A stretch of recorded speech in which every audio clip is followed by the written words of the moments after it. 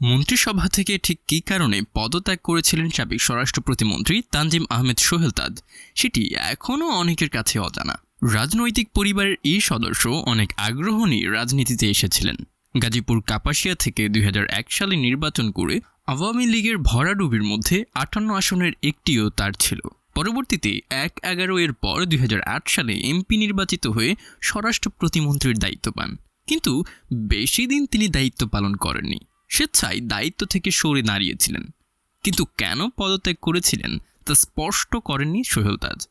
গণ অভ্যুত্থানে আওয়ামী লীগ সরকারের পতনের পর মানবজমিনের মুখোমুখি হয়েছিলেন তিনি। খোলাসা করেছেন পদত্যাগের নেপথ্য কারণ। আওয়ামী লীগ সভাপতি তৎকালীন প্রধানমন্ত্রী শেখ হাসিনা পরিবারের প্রভাবশালী ব্যক্তি মন্ত্রণালয় নিয়ন্ত্রণ করায় ক্ষোভে ও অভিমানে পদ ছেড়ে দিয়েছিলেন সোহেল তাজ।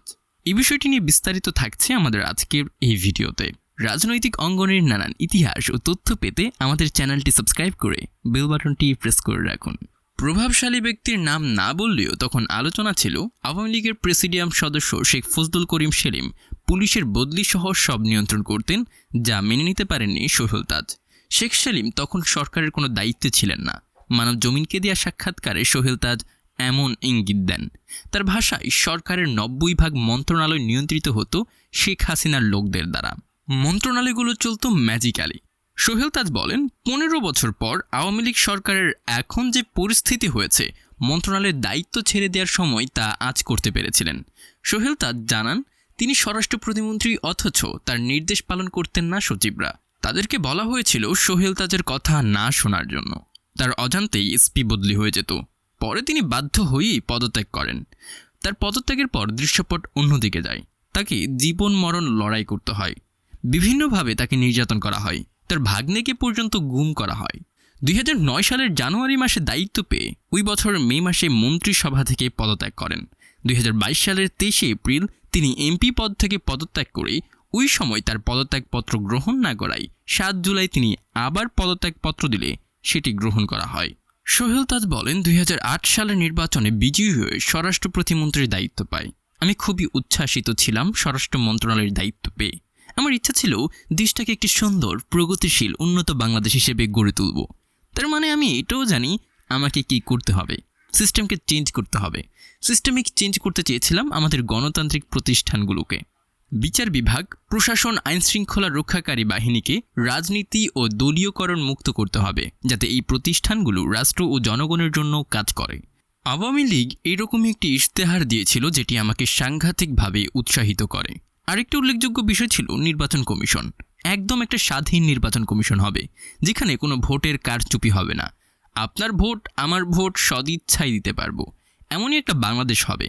এরকম একটা চিন্তা নিয়ে আমি মনে প্রাণে ঝাঁপিয়ে পড়েছিলাম নতুন একটা বাংলাদেশ বিনির্মাণে। তিনি বলেন, যদি গণতান্ত্রিক প্রতিষ্ঠানগুলোকে চেঞ্জ, মজবুত ও রিফর্ম করতে যাই, তাহলে এনশিওর করতে হবে সুশাসন ও গুড গভর্নেন্স। আমরা এই প্রতিষ্ঠানগুলোকে ঠিক করব গুড গভর্নেন্সের মাধ্যমে। সুশাসনের পূর্ব শর্ত আইনের শাসন। যে সমাজে জাস্টিস থাকবে না, সেখানে আপনি কখনো সুশাসন কায়েম করতে পারবেন না। আপনি আইনের শাসন প্রতিষ্ঠা করতে চান, তবে দেখতে হবে আইনগুলোকে প্রয়োগ করেছে কে।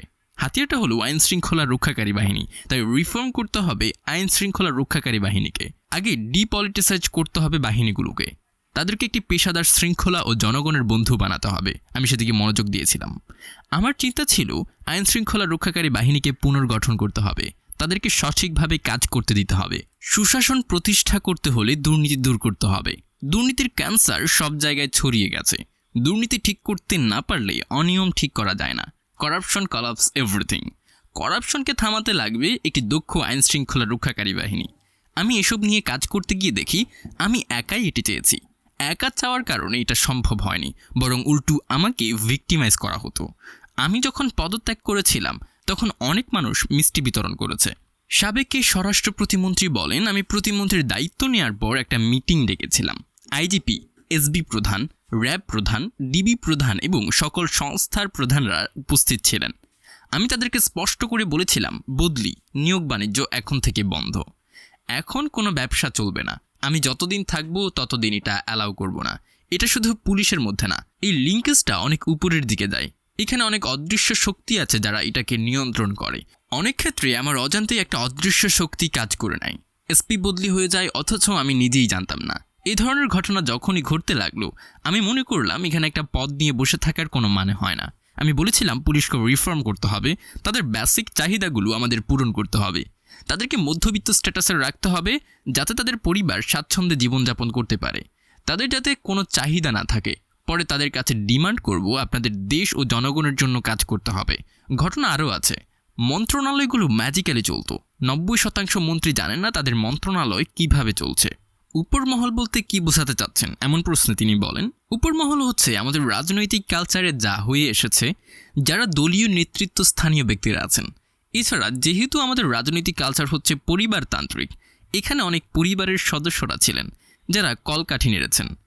মন্ত্রীরা অনেক ক্ষেত্রে জানতেন না কি হচ্ছে তাদের মন্ত্রণালয়ে, সচিবদের ম্যানেজ করে কন্ট্রোল করা হতো। আমি আমার মন্ত্রণালয়ে অনেক নির্দেশ দিতাম, কিন্তু সেগুলো দেখতাম হচ্ছে না। কেন হচ্ছে না? পরবর্তীতে আমি জানতে পারলাম বলা হয়েছে আমার কথা না শোনার জন্য। আমি রাজনীতিতে এসেছিলাম জনগণকে সার্ভ করার জন্য। এমন হলে কেন থাকবো আমি তো এখানে টাকা বানাবার জন্য আসিনি, তো কেন আমি এই সিটে থাকবো? পদত্যাগের সুনির্দিষ্ট কী কারণ বলতে গিয়ে তিনি বলেন সিরিজ অফ ইভেন্টস। একটার পর একটা ঘটনা জমতে জমতে তখন যা হয়, আমি একটা টাইম ফ্রেম হাতে রেখেছিলাম। আমরা যদি সঠিক পথে যাই তার চিহ্ন প্রথম 6 মাসেই পেয়ে যাব। আপনি কোনো ডিরেকশনে যাবেন সেটার ম্যাপিং করতে হবে না, তাহলেই তো ব্লুপ্রিন্টটা চলে আসবে। বলা হচ্ছে তৎকালীন প্রধানমন্ত্রী পরিবারের এক ব্যক্তির সঙ্গে আপনার ঝামেলা হয়েছিল। এমন প্রশ্নে তিনি বলেন এখানে অন্যভাবে জিনিসগুলো এসেছে, কিন্তু আমাকে কেউ মারবে আর সে বাসায় বসে থাকবে এটা হতে পারে না। আমার গায়ে টাচ করলে হাসপাতালে যাবে সে। এখানে মারধরের কোনো বিষয় ছিল না, এখানে বিষয়গুলো ছিল আরও সূক্ষ্ম। অনেকের ব্যবসা বাণিজ্যে আঘাত পড়েছে, কারণ তারা যেভাবে চেয়েছিল সেভাবে কাজগুলো করতে পারেনি। এই জন্যই তারা পদত্যাগের পর মিষ্টি বিতরণ করেছিল। কারা মিষ্টি বিতরণ করেছে এবং কারা কলকাঠি নাড়ত, শেখ হাসিনা পরিবারের সদস্যের প্রতি ইঙ্গিত করে তিনি বলেন ওনার পরিবারের সদস্য ছিলেন যাদের কোনো সরকারি পজিশন না থাকা সত্ত্বেও হস্তক্ষেপ করেছেন বিভিন্ন মন্ত্রণালয়ে। বিভিন্ন এজেন্সির উপর তারা প্রভাব বিস্তার করতেন। পুলিশ সহ অন্যান্য আইনশৃঙ্খলা রক্ষাকারী বাহিনীতেও হস্তক্ষেপ ফিল করেছি। যতটুকু পেরেছি আমি প্রতিরোধ করার চেষ্টা করেছি। 15 বছরের আওয়ামী লীগের শাসনের ওই 5ই আগস্ট মানুষের ক্ষোভের বহিঃপ্রকাশ নিয়ে সোহেল তাজ বলেন 2018 সালের নিরাপদ সড়কের দাবিতে শিক্ষার্থীরা আন্দোলন করেছিল। ছাত্র সংগঠন ও পুলিশ দিয়ে তাদেরকে বেধড়কভাবে পেটানো হয়েছে। তখন কোটা সংস্কার আন্দোলন হয়েছিল। তখন আমি ফেসবুকে একটা পোস্ট দিয়েছিলাম, সেটা ছিল এমন একটা পাতিলের মধ্যে পানি ফুটছে, নিচে আগুন জ্বলছে। আমি বলেছিলাম ঢাকনাটা যদি চাপ দিয়ে রাখা হয় তবে একদিন বিস্ফোরণ হবে। 15 বছর এই ঢাকনাটাকে চাপা দিয়ে রাখার বহিঃপ্রকাশ পেয়েছি 5ই আগস্ট। এটা হচ্ছে 2014 সালের নির্বাচন, হত্যা, গুম, নির্যাতন, বিরোধী দলের উপর নির্যাতনের কারণে। আমরা দেখেছি খালেদা জিয়াকে যেটা করা হয়েছে, যেটা আমি একেবারেই সমর্থন করি না। এটা অন্যায় হয়েছে, অবিচার হয়েছে। আমার বিবেক বলে আমি গিয়ে ওনার কাছে সরি বলবো, এটা হওয়া উচিত হয়নি। তার একটি সন্তান মারা গিয়েছে, তার বাসার সামনে ট্রাক নিয়ে রাখা হয়েছে। এগুলো জঘন্য নিকৃষ্ট কাজ। এগুলো কেন করব? এটা তো আমাদের পলিটিক্যাল কালচার হওয়ার কথা না। একটি ডেমোক্রেসির ভ্যান্টিং প্রসেস হচ্ছে নির্বাচন। আপনি একটা টার্ম আসবেন, মানুষ আপনাকে পছন্দ করবে না, তারা ফুঁসে উঠবে, ভোটের মাধ্যমে আপনাকে আউট করবে। আপনি ওই পথটাকে বন্ধ করে দিলেন। একের পর এক নির্বাচন আপনি করলেন। সাধারণ মানুষের নাগালের বাইরে দ্রব্যমূল্য দ্বিগুণ, 3 গুণ, 4 গুণ দাম। মানুষ দিশেহারা। এটা হচ্ছে গান পাউডার কেক। ওটার ফিউজটা ছাত্ররা জ্বালিয়ে দিয়েছে। বিস্ফোরণটার জন্য রেডি হয়েছিল।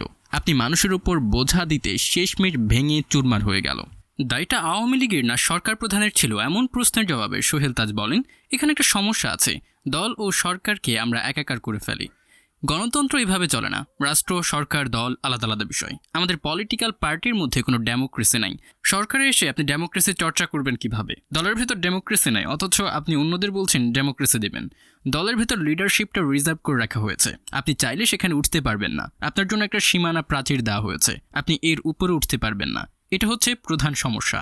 তিনি বলেন দলের কাজটা ছিল তার প্রান্তিক লেভেলে জনগণের পলিসিটা বুঝবে, জনগণের সঙ্গে সম্পৃক্ততা থাকবে, জনগণের মনের কথা বুঝবে, সেই কথাগুলো তুলে ধরবে দলীয় প্ল্যাটফর্মে। দলীয় প্ল্যাটফর্মগুলো সেগুলো অনুধাবন করবে, বোঝার চেষ্টা করবে। মানুষের আশা আকাঙ্ক্ষার রিফ্লেকশন হবে দলের পলিসিতে। সেই দল যদি ক্ষমতায় যেতে পারে তবে রিফ্লেকশন আসবে সরকারের কার্যক্রমের উপরেই। কিন্তু এইসব চর্চা আমরা দেখতে পাচ্ছি না। সরকারের সমালোচনা করলে বলা হবে রাষ্ট্রবিরোধী। তিনি বলেন কারো কথা বলার অধিকার নাই। আইন করে মানুষের মুখ বন্ধ রেখেছেন। 5ই আগস্ট অনিবার্য ছিল। এটা তো হওয়ার কথাই ছিল। ছাত্র জনতার হত্যাকারীদের শাস্তির বিষয়ে এক প্রশ্নের জবাবে তিনি বলেন, শত শত নিরীহ মানুষ, ছাত্র ভাই বোনদের হত্যা করা হলো। আবু সাঈদ মুগ্ধ থেকে শুরু করে 4 বছরের শিশুকে মারা হলো। আমরা নিজের চোখে দেখেছি। এটার বিচার করতে হবে না? এটা কি করে সম্ভব? একবিংশ শতাব্দীতে নিজের দেশের মানুষকে জঘন্য একটি হত্যাকাণ্ডের মাধ্যমে হত্যা করা হলো। তিনি বলেন বিডিআর বিদ্রোহ থেকে শুরু করে প্রতিটি ঘটনার সঠিক সুস্পষ্ট তদন্ত করতে হবে। এত কিছুর পরেও কি মনে করেন আওয়ামী লীগ রাজনীতিতে ফিরতে পারবে? সোহেল তাজ বলেন, আত্মসমালোচনা নাই, অনুশোচনা নাই, কোনো উপলব্ধি নাই যে দলের, তারা কোথায় ফিরবে? যেটা করেছি, যেটাকে সমর্থন দিয়েছি, এটা আনএথিক্যাল, ক্রিমিনাল কাজ। দেখতে পাচ্ছেন কোনো আত্মসমালোচনা, অনুশোচনা? তাহলে আওয়ামী লীগ কোথায় আসবে? এখানে জনগণ এবং নতুন প্রজন্মের ভেতরে কি চলছে সেটা বুঝতে হবে না? মানুষ কি চাই সেটা বুঝতে হবে না? আপনি লুটপাট করে লক্ষ কোটি টাকা পাচার করে দিবেন বিদেশে, আরামায়েশে থাকবেন। তিনি বলেন, তাজউদ্দিন আহমেদের পরিবারের সদস্যদের সময়ে সময়ে ঢাল হিসেবে ব্যবহার করা হয়েছে। 2009 সালে যখন আমি রিজাইন করেছিলাম তখন বলেছিলাম আর ঢাল হব না। জাতীয় 4 নেতার অবদান ছিল মুক্তিযুদ্ধে। তাদেরকে অবমূল্যায়ন, অবহেলা করে তাদের জীবনী জানতে নতুন প্রজন্ম ডিজার্ভ করে, যাতে ভবিষ্যৎ বাংলাদেশ গড়তে পারে। আমি চাই না আমার বাবার সাইনবোর্ড ব্যবহার করে আমি কিছু করব। আমার দাবি ছিল জেল হত্যা দিবস, মুক্তিযুদ্ধ যারা অবদান রেখেছে ও মুজিবনগর সরকারকে স্মরণ করে ওই দিনটাকে রিপাবলিক ডে ঘোষণা করা। ফেসবুকে নৃশংস ছবি ও ভিডিও ভাসছে যেগুলো খুবই হৃদয়বিদারক। আপনি বিষয়গুলোকে কিভাবে দেখছেন? এই নিয়ে সোহেল তাজ বলেন, গুলি করে মারার দৃশ্য আমি দেখেই বিস্মিত হয়েছি। ছাত্রবাহিনীর নামিয়ে দেওয়া হলো, পুলিশ নামানো হলো। শুরুটা এমনই ছিল, তারপরে দেখলাম আবু সাঈদকে গুলি মেরে হত্যা করা হলো। আমি ছটফট করেছি এগুলো দেখে। আমার একটা লিমিটেশন আছে, কিন্তু আমি সেটা মানিনি। আমি 18 তারিখে একটা পোস্ট দিয়েছি, সেখানে আমার দলের তো দূরের কথা, কেউ সাহসই করে নাই। আমি পুলিশের গুলি নিয়ে নিন্দা ও প্রতিবাদ জানিয়েছি। কারফিউ শুরু হলো। আন্দোলনের 6 সমন্বয়ককে ডিবিতে নেওয়া হলো। বলা হলো সেফ কাস্টাডিতে নেওয়া হয়েছে এবং তারা আন্দোলন প্রত্যাহার করেছে। আমি গিয়েছিলাম ডিবি অফিসে তারা গ্রেফতার হয়েছে কিনা সেটা জানতে। যদি গ্রেফতার হয় তবে any statement given is not valid. আর সেফ কাস্টাডি যদি হয় তাহলে তাদের চাইতে হবে, না চাইলে এটা অ্যারেস্ট। আমি তখন বলেছিলাম আমার বিবেকের কারণে গিয়েছিলাম, কারণ আমি জানি আইন শৃঙ্খলা রক্ষাকারী বাহিনী ও সেনাবাহিনীতে আমার অনেক ভক্ত আছে। আমি তাদের কাছে আপিল করেছি আর গুলি চালাবেন না। 10 জনকেও যদি থামাতে পারি তাহলে 10টা গুলি কমে যাবে। পদত্যাগের পর নির্যাতনের শিকার হয়েছেন দাবি করে সোহেল তাজ বলেন, 2013 সালে আমার ভাগ্নে মেঝো বোনের ছেলেকে ধরে নিয়ে পুলিশ নির্যাতন করলো, বেধড়ক পিটালো। দুলাভাই যখন থামাতে গেল তখন আরেক রুম থেকে শুনলো, এই যে সোহেল তাজের ভাগিনাকে পেয়েছি, একদম বানাই দিতেছি। আমার ভাগ্নে সৌরভকে গুম করে নিয়ে আয়নাঘরে রাখা হয়েছিল। ব্যক্তিগত হিংসার কারণে এই ঘটনাটা ঘটে, কিন্তু সেটার মধ্য দিয়েও বের হয়েছে রাষ্ট্রের মেশিনারিকে ব্যবহার করেছেন ব্যক্তিগত বিষয়ে। অন্তর্বর্তীকালীন সরকারের অবস্থান, রাজনৈতিক দলের চাওয়া নিয়ে তিনি বলেন, ছাত্র জনতার সমন্বয়ে গণ অভ্যুত্থান হয়েছে। মানুষের 15-16 বছরের কষ্টের বিস্ফোরণ হয়েছে। মানুষ চাই দুর্নীতিমুক্ত একটি সমাজ যেখানে অনিয়ম থাকবে না, মেধাই হবে সবকিছুর মাপকাঠি। বৈষম্যহীন সমাজ, এটার জন্য সিস্টেমিক চেঞ্জ লাগবে। গণতান্ত্রিক প্রতিষ্ঠানগুলোকে রিফর্ম করে মজবুত করতে হবে, শক্ত পিলার করতে হবে। তবে এটা রাতারাতি করা সম্ভব নয়। জনগণ এই সরকারকে ম্যান্ডেট দিয়েছে গণ অভ্যুত্থানের মধ্য দিয়ে ঠিক করার জন্য। এখন সেটা ঠিক করতে যতটুকু সময় দরকার ততটুকু সময় নেওয়া দরকার, তাড়াহুড়া করার দরকার নাই। অনেকে বলবে এটা ডেমোক্রেটিক্যালি ইলেক্টেড না, আমি মনে করি এটা ইলেক্টেড। তিনি বলেন, মানুষের অধিকার আছে নতুন কিছু চাওয়ার, কিছু পাওয়ার। আমি রাজনৈতিক দলকে বলবো একটু ধৈর্য ধরার জন্য। সিস্টেমিকভাবে সবকিছু পরিবর্তন হোক। নির্বাচন কমিশনকে কেউ ইনফ্লুয়েন্স করতে পারবে না, টাকা দিয়েও পারবে না, বল প্রয়োগ করেও পারবে না। এমন একটা পুলিশ প্রশাসন হোক, কেউ ইনফ্লুয়েন্স করতে পারবে না, তারা শুধু আইন প্রয়োগ করে। প্রশাসন দলীয় মুক্তকরণ করা হোক, যেখানে প্রভাব খাটিয়ে দুর্নীতি করতে পারবে না। তিনি বলেন, এই যে করাপ্টেড, নোংরা, নষ্ট, পচা রাজনৈতিক সংস্কৃতি, এটা থেকে আমাদের বেরিয়ে আসতে হবে। বিএনপি থেকে সিনিয়র নেতারা বারবার আহ্বান করেছেন অনিয়ম থেকে দূরে থাকার জন্য। আমি তাদেরকে বলবো, আপনারা আরও শক্ত হয়ে বলেন, কারণ এটা আপনাদের পার্টির ইমেজকে নষ্ট করে দেবে। আপনারা প্রমাণ করেন আপনারা গণতন্ত্রের পক্ষে, মুদ্রার এপিঠ ওপিঠ নন। রাজনীতিতে ফেরার সম্ভাবনা আছে কিনা জানতে চাইলে তিনি বলেন, আমি এই নোংরা পচা রাজনীতির মধ্যে আর আসবো না, কিন্তু এই কালচারটাকে যারা পরিবর্তন করতে চায় তাদেরকে পূর্ণ সমর্থন দিব। কারণ ছাত্ররা যেসব দাবি দাওয়া নিয়ে আন্দোলন করেছে তার সঙ্গে হুবহু মিলে যায় আমার চিন্তা চেতনা। এটাই আমি চেয়েছিলাম, এই জন্য আমি রাজনীতি করতে এসেছিলাম। আমি মনে করি এটা রাজনীতির মূল মন্ত্র।